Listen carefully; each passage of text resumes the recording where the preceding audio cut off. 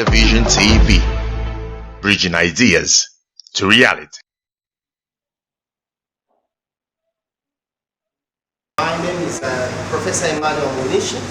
I'm currently a professor here in development studies and leadership studies, but also I'm serving as the Deputy Director responsible for planning, finance, and administration. Okay? Some of you know me. Please, you know me very well.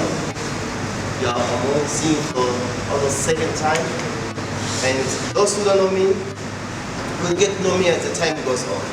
Now, my responsibility at this particular juncture is to take you through communication and leadership. That means there is a very important link between communication and leadership. Okay? I'm sure we all know what communication is. We also know what leadership is because the previous session was all about leadership. So we're not going to take too much time on that. We know what communication is, isn't it? It's simply a process of sharing information, ideas, feelings, and meanings. It doesn't only mean exchange of messages, no. It goes further than that. Sharing of feelings and meaning of those kind of information that you share. So communication goes much deeper by looking also at the feelings of someone, isn't it? We communicate through feelings, okay? Or your feelings also communicate something. Now, we know very well different types of communication. We have verbal communication, which means the words we say and how we say them. Simply what I'm doing here now, okay? If you don't use a positive language, if you don't use a friendly and speak up confidently, people will not be confident. People will not trust you. So if you want people to trust you, communicate effectively and always mean what you communicate. It facilitates team building, management, and motivation. As leaders, you always be working as a team. Minister of Education cannot work alone, must work with the Minister of Gender. Minister of Gender must work with the Minister of Laws and so on and so forth. You are working as a team. You are not yet a cabinet until all of you work together as a team. Communication brings you together. Okay? It brings you together in different ways. Writing memos to each other, coming up together for a meeting, and also the language you use must be a language that is acceptable to among you as a group. Okay? It facilitates sharing of the organization vision. We've talked about that. Cascading. You have the policies at your level, but taking those policies down, it requires communication. Isn't it? You cascade it, you take it down there. It facilitates employee empowerment, okay, and support. Yeah, always you have to empower your subordinates, your fellow students. Okay? There is a new thing. There is what we call new regulations, changes from the administration. When you're passing them down to your people, that's supporting them, that's empowering them. You are giving them education. So if education and empowerment has to be effective, it must be communicated in a good language. Any leader is supposed to have this. Clarity. You must speak clearly to people so that they can understand you, to your followers, so that they can get what you say. Okay? Oral expression ability, public speaking. Always stand in front of other people to speak. Okay? So a good leader will always be defined with his or her ability to talk to people, okay, in public and be understood by many people. Just like what you've been doing over the past few weeks, okay, during your election campaigns. Ability to ask and respond to questions, to ask good questions, but also to respond to questions. There are some people who fear questions. Please don't fear questions. You need to train yourself how to face difficult questions and respond to them effectively. Okay? Empathy, understanding, and compassion.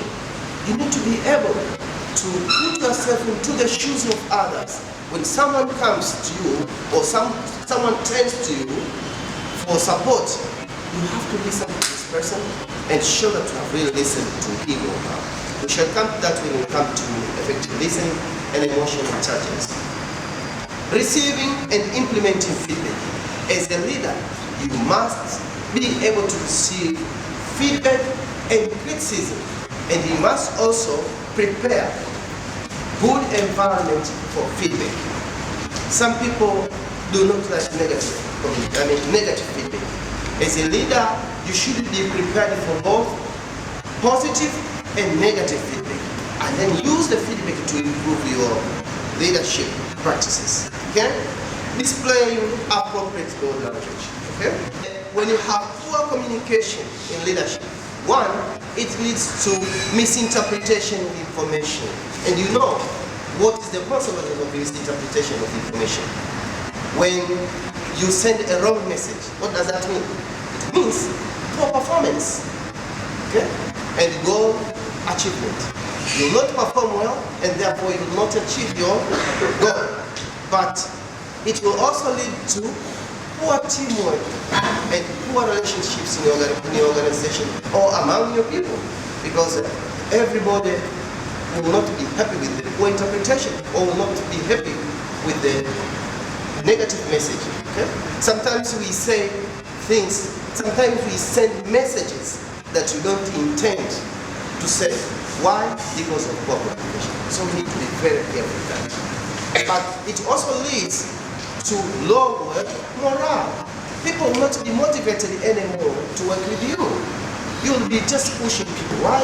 Because you are using bad communication. We shall come to that when we come to discuss on aggressive and passive communication. Aggressive communication is really very bad because you shout to people, you insult people unnecessarily, use very strong language, which is not necessary at all. So, what are the aspects of assertive communication or assertive behavior? One, you must have control over your life and prevent others from taking advantage of you.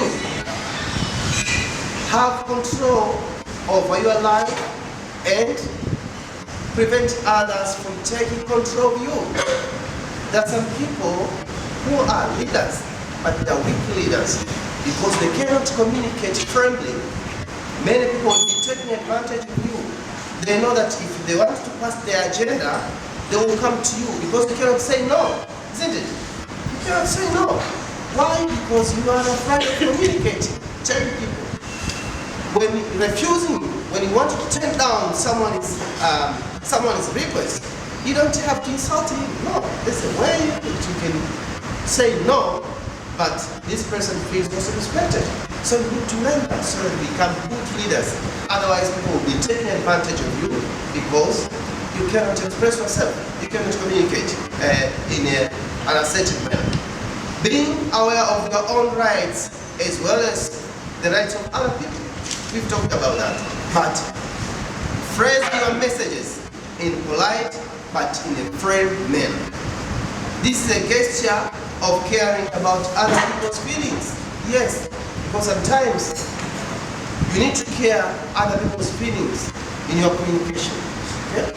You know, you need to consider that if I speak it in this way, how am I going to affect the feelings of my friend?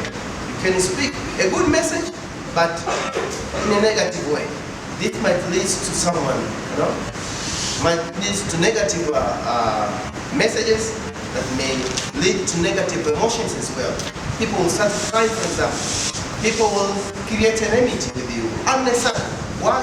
Because of the language that you have used. So as leaders, we need to use positive language that does not create emotional, that does not provoke emotions and negative emotions. Okay? Practicing sense of give and take, negotiate. Okay? Good leaders are not afraid of negotiating. You speak, isn't it? Just come. We discuss, we argue, and then if you have facts, just put them on the table. Don't fear to negotiate. Is that okay? As leaders, you will always have to negotiate, and that's part of verbal communication. So entertain negotiation, but not, and diplomacy, but not use of force always. You only use force as a last resort. as a last resort, yes.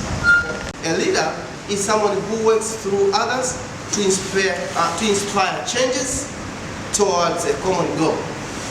In order to ensure effective communication in leadership, one ought to consider the following. One, observe basic professional communication principles such as correctness, clarity, conciseness, completeness, consideration of courtesy, concreteness, and timeliness.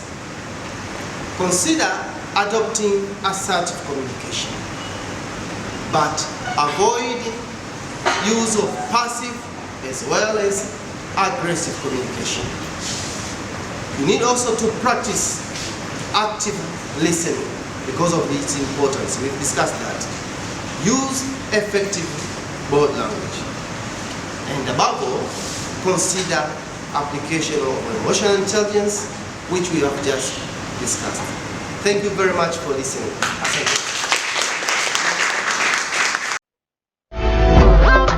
Clear Vision TV, bridging ideas to reality.